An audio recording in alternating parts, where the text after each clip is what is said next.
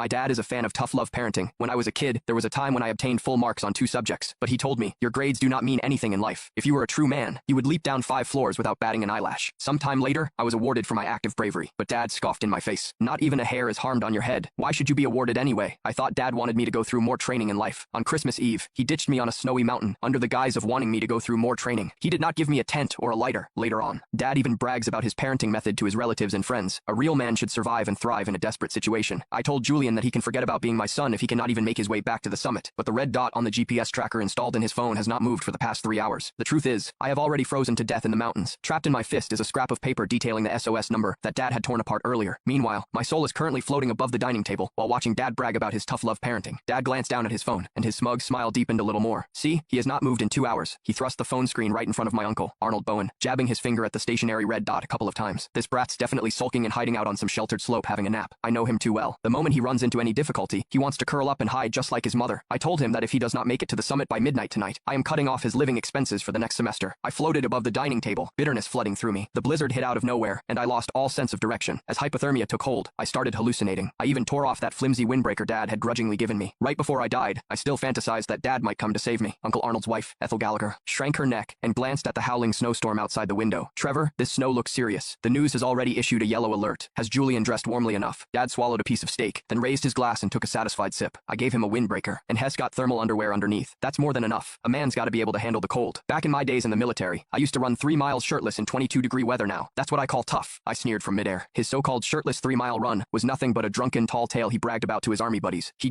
turned his own drunken fantasies into truth, and then mercilessly imposed them on me. But Dad, I was already stone cold dead. I floated right in front of Dad. I wanted to tell him that I had tried my hardest, that I had wanted to keep climbing, but my lungs felt like they were exploding, each breath like swallowing knives. My legs had gone numb long ago, all because of the single-layer hiking boots he forced me to wear to toughen up my will. I screamed right in his face, Dad, I am cold, so cold. After muttering something under his breath, he picked up his phone and held down the voice message button. Julian, quit playing dead. I see your location has not moved. Are you staging a sit and protest against me? Well, let me tell you, it will not work. If you are not at the summit by midnight tonight, do not even think about going back to that crappy college of yours. You can go work on a construction site instead. His finger lifted, and the message was sent. I stared at that familiar chat window. The last message was still the one I sent him 3 hours ago. Dad, I cannot breathe. Is the medicine in your bag? I think I forgot to bring it. His reply was, medicine. I already threw it away. That stuff's a crutch for the weak. Just tough it out. It will pass. In that moment, I fell into utter despair. I kept climbing in the snow until the last trace of warmth drained from my body now, floating in midair. I stared at the face of the man I had called Dad for 20 years. Suddenly, he felt like a complete stranger. This was my dad. To him, my life was worth less than a plate of appetizers or a topic to brag about in front of relatives.